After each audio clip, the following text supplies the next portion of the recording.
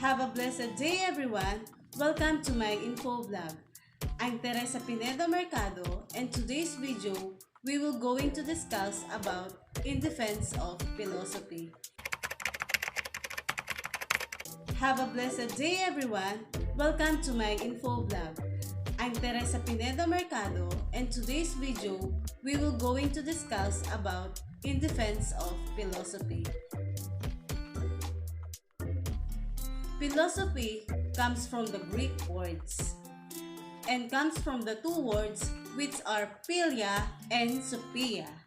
Philia means love and sophia means wisdom. We have set out of a number of different but often related philosophical positions, and we have argued various positions of our own. It is important to make some very general points about the value of philosophical argument. We also argue about things not simply in order to find the most efficient method of doing something, of achieving some practical end. We also argue about values, about what amounts to a good or a desirable way of living. There are a particular values. In chapter 2 and 3, we set out the positivist approach to natural science and examine the way in which such an approach has been used by social scientists, doctrine being the classic example. The critics of positivism we examine in chapter 3 and 4 do not lead of the conclusion. The critics of positivism we examine in chapter 3 and 4 do not lead to conclusions that positivist investigations are pointless or that knowledge that they produce is somewhat wrong. Rather, they mean that we had to be careful about explaining the information. Some sophisticated versions of this view were examined in chapter 4. We argued that there is a clear case that we cannot absorb everything into discourse or culture. Our contemporary culture has its own view of the natural world, but the natural world has an existence that is independent of our view of it. A cultural area which, as the conventionalist and constructionist arguments in social science, perhaps this is one of the most points we have to make here. When in chapter 5, we move on the interpretive traditions, we presented them as holding the positions that whatever the adequatics or inadequatics of positivism as a philosophical of natural sciences, the social sciences were different. In chapter 7, in our examination of critical theory and the later developments of Habermas' works, the culture of values and ways of thinking about the world that members of society share and work with together with a degree of freedom, and the social system, the social structures which rest on an instrumental rationality.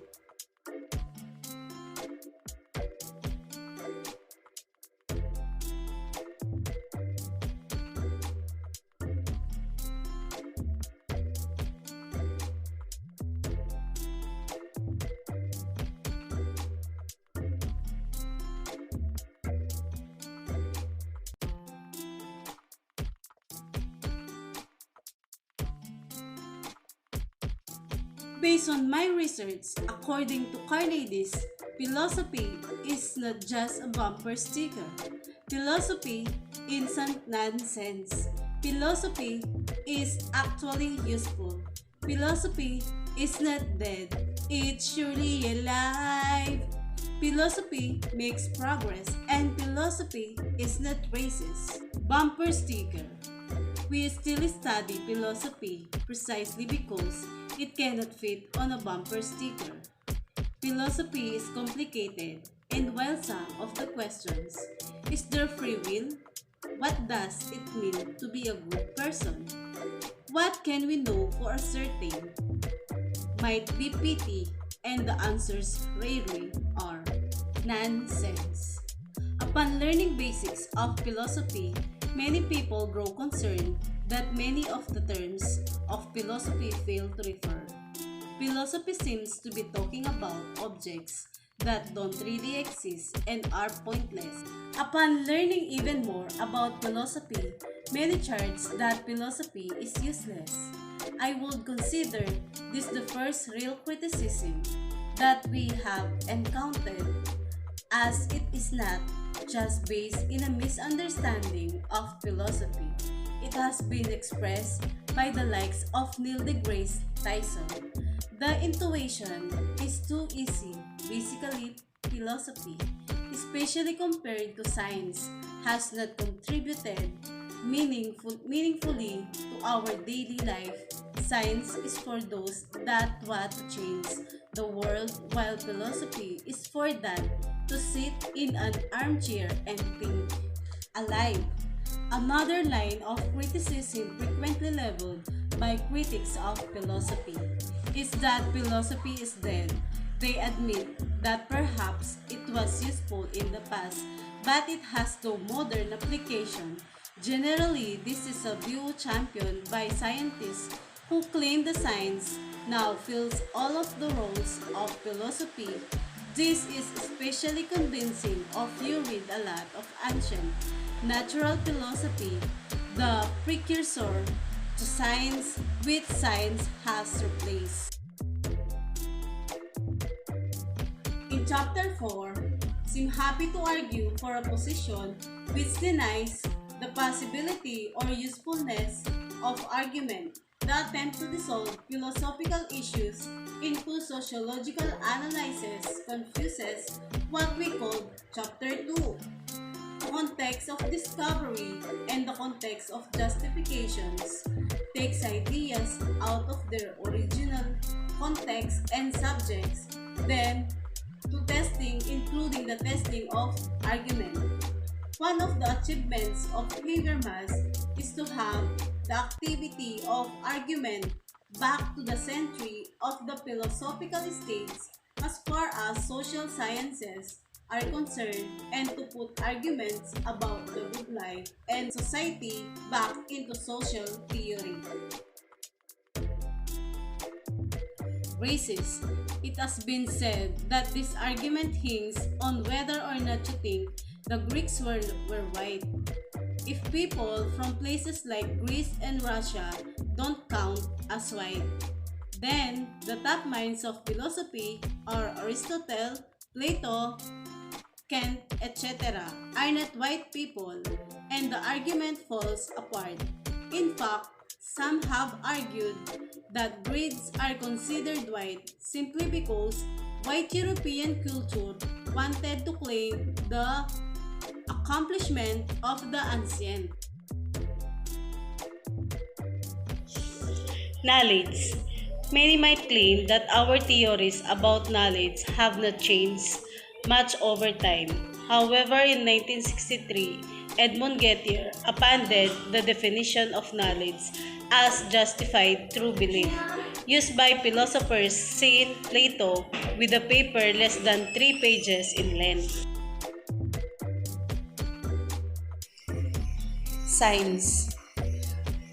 Take the case of science and philosophy of science. Science assumes that the scientific method and its conclusion are justified and works up from there. Philosophy of science is what created and underpins those methods. Without the arguments of the philosophy of science, there is no reason for us to be at all convinced by the conclusions of science, especially in the face of serious problems. For the scientific method, such as the problem of underdetermination and the problem of induction, if we abandon philosophy, we no longer have any reason to believe that the claims of science are true. Interdiscipline. Science and religion talk past each other because they do not speak the same language.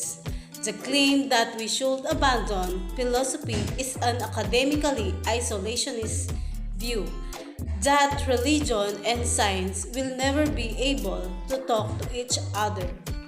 Philosophy is that language. Computers. Computers are feats of engineering, but they are also feats of philosophy, logic particularly. Ones and zeros are no more than trues and falses in a different guise. Modal logics, particularly temporal logic, are used to create and program computers. Science and engineering alone did not give us computers. Logic, the heart of philosophy, did as well. Govern. One final example comes from philosophy of law and justice in the Western world. It is often taken for granted that leaders derive the right to rule from the approval of the people that they rule. However, this was not always the case. In the past, leaders ruled because of a divine right granted by God. This was challenged and changed by the works of many philosophers, most notably John Locke, who argued that right to rule comes not from divine right, but from the consent of the governed. This shift has spread through much of the world, and it is represents an important way that philosophy has progressed.